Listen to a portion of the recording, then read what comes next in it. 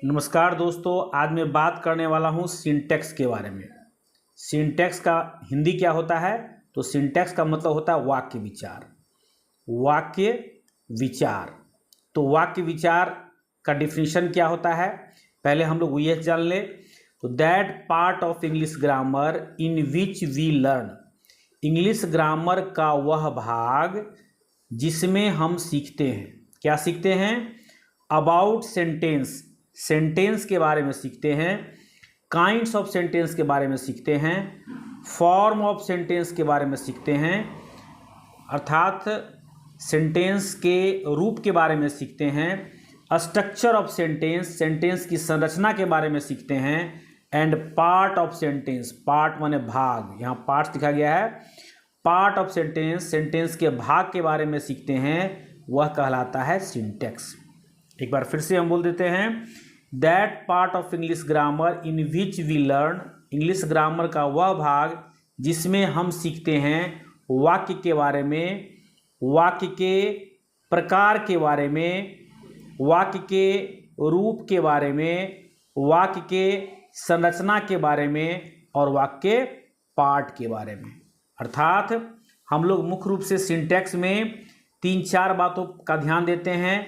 Sentence का, sentence के प्रकार का, सेंटेंस के रूप का, सेंटेंस के स्ट्रक्चर अर्थात संरचना का और सेंटेंस के पार्ट का। तो इस तरह से हमने सिंटैक्स को बहुत ढंग से जाना। सिंटैक्स का अर्थ मैंने पहले ही बताया, हिंदी अर्थ कि वाक्य विचार होता है। तो व्याकरण का वह भाग जिसमें हम लोग वाक्य के बारे में, वाक्य प्रकार के बारे में, वाक्य के रूप के बारे में, वाक्य संरचना के बारे में और वाक्य प्रकार के बारे में अध्ययन करते हैं, सिंटैक्स कहलाता है। तो सबसे इंपॉर्टेंट पार्ट जो है सिंटैक्स का वह है सेंटेंस। आखिर सेंटेंस कहते किसे हैं? तो यहाँ पर डिफिनीशन में आप देख सकते हैं, मैंने लिखा है a group of words, a group of words, word का एक ग्रुप, समूह जो गिव ए कंप्लीट सेंस, जो पूरा पूरा अर्थ देता है, वह क्या कहलाता है? तो सेंटेंस कहलाता है। ठीक है, इसके पहले हम लोगों ने वर्ड का डिफिनीशन दिया था, तो वर्ड का डिफिनीशन भी बिल्कुल ही मिलता जुलता था। उसमें मैंने लिखा था ए ग्रुप ऑफ लेटर्स और इसमें मैंने लिखा है ए ग्रुप ऑफ वर्ड्स। तो शब्दों का समूह जो पूरा अर्थ देता है वह क्या कहलाता है? तो सेंटेंस कहलाता है। और उसमें हमने लिखा था कि a group of letters that give a complete sense is called a word. तो यहाँ पर, वहाँ वर्ड था, यहाँ पर सेंटेंस है। तो आपने समझ गया कि सेंटेंस क्या होता है। यहाँ पर मैंने कुछ एग्जाम्पल दिया है, जैसे कि आप देख सकते हैं यहाँ पर मैंने लिखा है to am I going Patna. क्या यह एक वाक्य है? बिल्कुल नहीं है। क्यों नहीं है? क्योंकि इसमें क्या है कि पूरा पूरा अर्थ यह नहीं दे रहा है, लेकिन इसके नीचे में मैंने इसी शब्द को एक अरेंज किया है और इसको लिखा है I am going to Patna. यह पूरा पूरा अर्थ दे रहा है, मैं पटना जा रहा हूँ, तो ये वाक्य है। अब यहाँ पर है according to use of sentence, वाक्य का जो उपयोग करते हैं हम दैनिक जीवन में, तो उस उपयोग के अनुसार वाक्य को कितने भागों में बांटा गया है? तो 6 भागों में बांटा गया है। अकॉर्डिंग टू यूज, उपयोग के अनुसार। लेकिन यदि संरचना के अनुसार होगा तो स्ट्रक्चर के अनुसार वाक्य 4 प्रकार होते हैं, simple sentence, compound sentence, complex sentence, compound complex sentence. इसको हम लोग बाद में चर्चा करेंगे। अभी मुख्य रूप से हम बात करते हैं उपयोग के अनुसार, जो दैनिक जीवन में हम उपयोग करते हैं उसके अनुसार वाक्य को 6 भागों में बांटा गया है।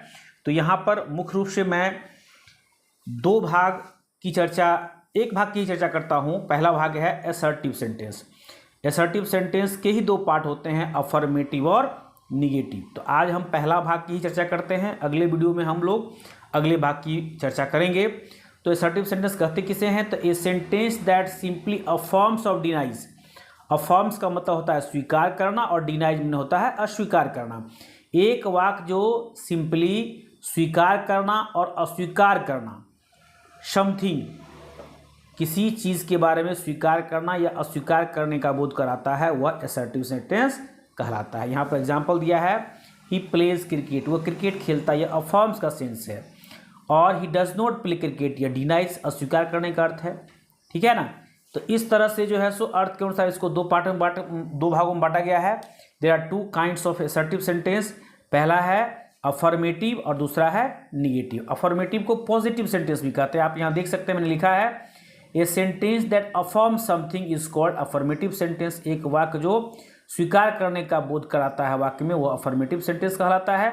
यहाँ पर एग्जाम्पल है, इट्स ए मैंगो, वह आम खाता है। Negative sentence, a sentence that denies, deny माने मैं पहले भी बता चुका हूँ, डिनाई माने अस्वीकार करना। एक वाक्य जो अस्वीकार करता है इज कॉल्ड निगेटिव सेंटेंस, यानी अस्वीकार करने का अर्थ जो वाक्य में बताता है वह निगेटिव सेंटेंस कहलाता है। इसका एग्जाम्पल हो जाएगा he does not eat a mango.